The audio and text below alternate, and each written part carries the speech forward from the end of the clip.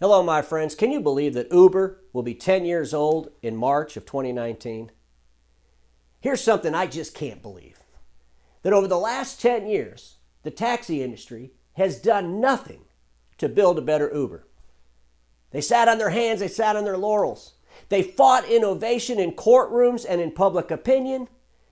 They tried to convince the population of the world that the old way is better than the new way.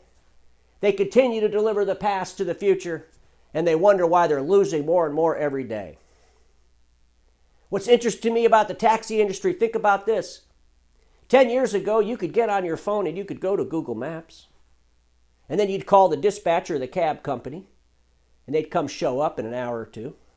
Then you'd get in the cab and you'd go from point A to point B. And when you got to point B, you'd hand the driver your charge card. And that driver, what would he do? He'd put one of those little square things on his phone and run your charge card.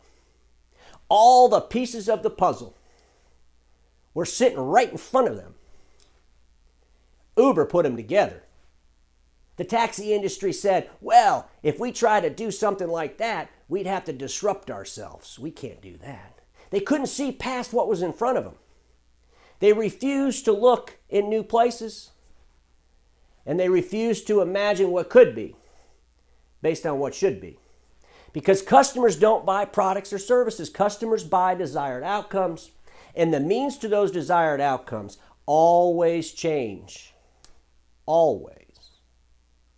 And today, innovation is more about changing the means to the desired outcome than changing the desired outcome itself. And I look at my friends in the imaging channel, and there's some similarities on the possible disruption coming to us that some say possible disruption. So let me correct that right now, because I believe it's a probable disruption.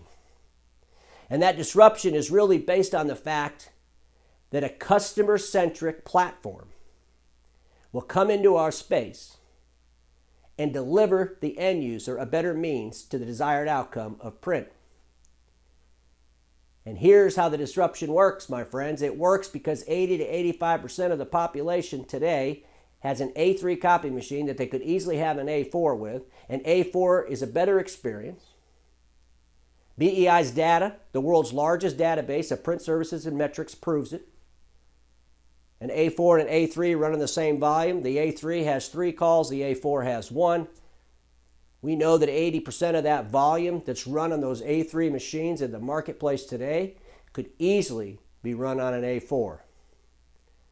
So we're going to give the customer a 66% reduction in calls, and we're going to give them a better experience. And because A4 is so much easier to deliver, opens the door for new ways to service it because there's so much less service, there's so many less parts. And every day the parts get less and less. So the disruption to the means of the desired outcome of print is definitely coming. And we must prepare for that. And if you look at the imaging channel over the last 40 or 50 years, we've been through our fair shares of changes. But this is not just a change. This is an absolute disruption. And the world's already proved to every industry that the most disruptive forces are coming where nobody's seeing them come from. That the most disruptive forces are unimagined by the people that are disrupted. So we must open our minds to what could be based on what should be. Because my friends in the imaging channel, we can do this. We could build a platform to deliver A4 to the end user, giving them a better means to their desired outcome. But it's going to take the ability to disrupt a whole lot of what we currently do. Can we disrupt our pay plans and our sales processes? Can we disrupt the status quo of what we think it has to be? Because what we don't want to have happen is 10 years from now somebody do a video about how the imaging channel got disrupted. So my friends, as we celebrate Uber's 10th anniversary, remember this. Status quo is the killer of all that will be invented. Thanks for your time.